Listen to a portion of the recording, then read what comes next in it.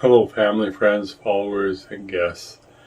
I appreciate you dropping in for a quick minute. We're going to talk a little bit about guns. There was a question raised on one of the timelines that I follow about whether there are special uh, treatments or allowances for people who are older under the gun laws. So let's start with a couple of basic truths. Number one, there's no one who's going to write a book today generically that covers all the jurisdictions. And the laws change sometimes faster than the ink dries on the pinned manuscript. The reason for saying that is that there's somewhere around 4,238 jurisdictions in the United States and its legal holdings that can make gun laws. And the scope of those gun laws can be pretty narrow or they can be pretty broad. Excuse me. Literally from border to border, jurisdiction to jurisdiction, the gun laws can change. I'm, of course, most familiar with the gun laws in Oregon. I wrote Oregon Concealed, which, even though it's 2012, the parts of the concealed law are still the same as they were then. Number one is that in all jurisdictions, you have the right, Second Amendment right, state constitutional rights, and various other jurisdictional rights to protect yourself and your life. Second, you can protect the lives of others in your presence. So those two together equal one fundamental truth. You do get to protect yourself. There's some magic words that work in all jurisdictions. I feared for my life. If you decide you're a person who wants to dial 911 after the incident, or perhaps even before the incident, I'm in fear of my life, or I feared for my life, and my recommendation, of course, with the background as an attorney, is you only provide the minimal amount of information that's necessary to complete the call that you're trying to make. There's no requirement that you make that call, and there are books out that say, don't call. I'm not an advocate of not calling. I'm an advocate of common sense. But the bottom line is you pick up that phone, and notice I use a handle like an old one. In modern times you'd use a handle like this. But you pick up that phone, you dial the number you're going to dial, usually 911, and you say, first words out of your mouth, I feared for my life, and I shot someone. Now we skip into the greater portion of this, but I'm going to make it smaller, and that is, if you're older, do you automatically have a change in how that may be perceived? And the answer is, at its core, no. Either you did or you didn't fear for your life. I may fear for my life differently than you might because I have a heart condition. In the last 4 years, I've had 3 heart attacks. Different things like that. And different people wrestle with different things. Someone in my family right now is wrestling with the COVID. And they are at greater risk. And if someone outside the family were to attack them, or inside the family, they may feel like they're more at risk. They may be more in fear for their life. At what point is there the fear enough quantitatively that you can use self-defense?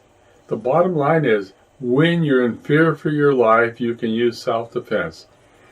You only get to use as much self-defense as necessary to stop the bad act. You don't get to walk up to them and give them one in the brain pan after they're down or anything like that. You only get to stop the bad act as far as legality goes. And it doesn't matter which of the 4,000 jurisdictions you're in. What if the person is laying there and says, I'm going to get over this and I'm going to kill you, you son of a bitch, blah, blah, blah. I'm going to come back and kill every member of your family. And they mean it, and you know they mean it. There's no question of it. Is it an act of self-defense at that point to go ahead and pull the trigger? The answer is maybe, and that's up to the jury. Out of these 4,000 plus jurisdictions, they have a lot of different laws that govern either how a jury is going to act or what a jury can and can't say. In some jurisdictions, it's all on you. Did you believe, subjectively, did you believe that your life was at risk or the life of another? If the answer is yes, you walk. If the answer is no, you don't. What if it's not your belief? What if it's the reasonably prudent person jury? Did that jury believe that in similar circumstances, they would have been in fear for their life? That's a question that crosses all of those jurisdictional boundaries, and you cannot know that one to another jurisdictions. There's no way to know that. Anybody that writes a book today and says, here's a book for every jurisdiction, and this is the law that applies everywhere, crazy, beyond crazy.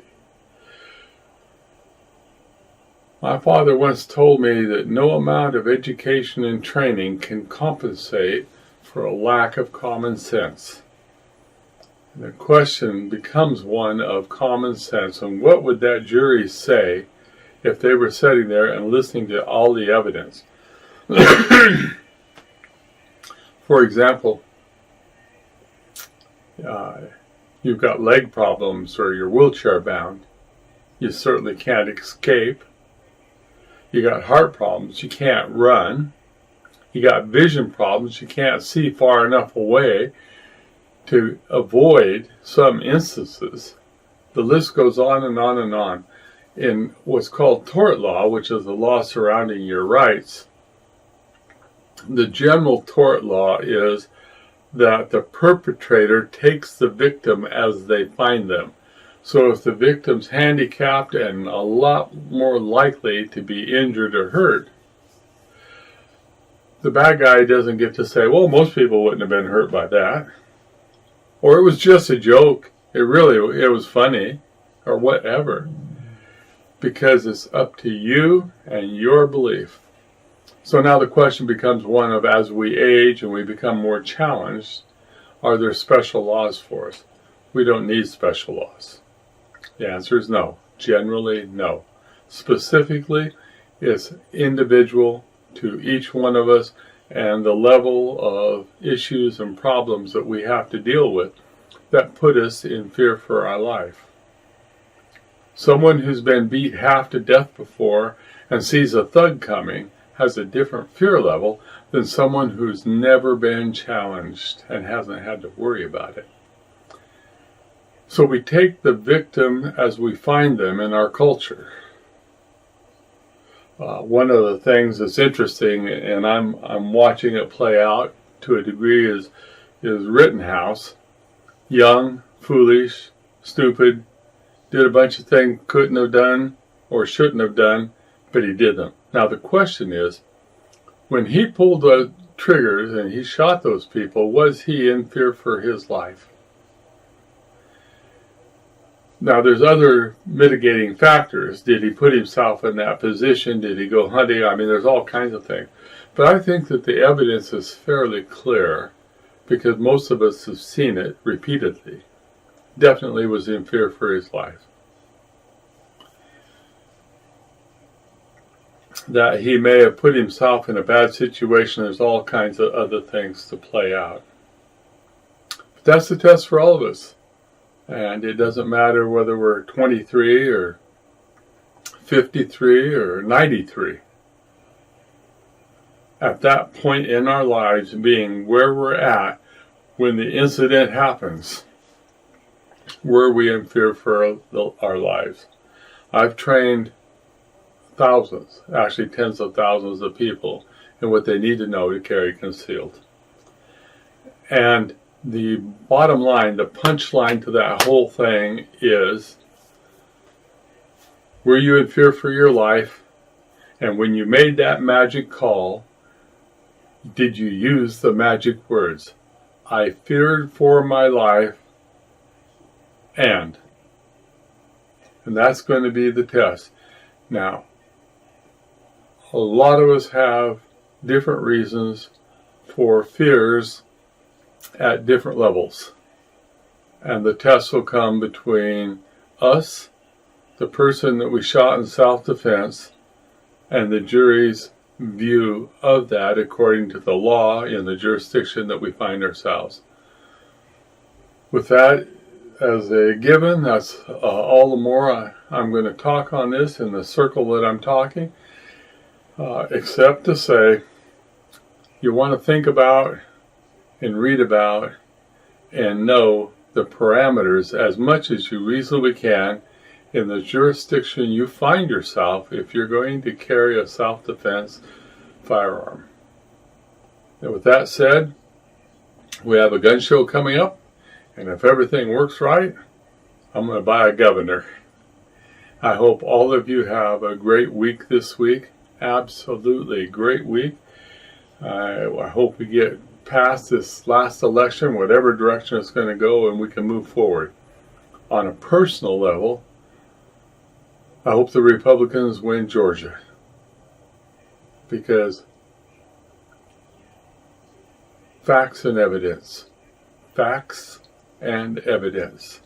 We look at what happened for the last 4 years, and it's remarkable that our president accomplished what he did accomplish for our safety, for your safety and my safety, especially with the swamp against him. And now we got a 47-year swamp person whose family's been engaged in payoff after payoff, and I hope we can have a Senate that will be a form of check and balance so that we can survive this next 4 years. But that's all the political for now. Protect yourself at all times. Protect your family, your loved ones. You don't get to go hunt them down. The need has to be immediate, and you have to be in fear for your life or in fear for the life of another who's in your presence. It helps when you make that 911 call to say, I feared for my life, or I feared for the life of my family member or my best friend or whatever it may be. Have a great week. Protect yourself at all times. Remember, the Second Amendment is there to protect you from your government and the tyranny of your government. With that said, again, for the third time, have a great week. Make it so.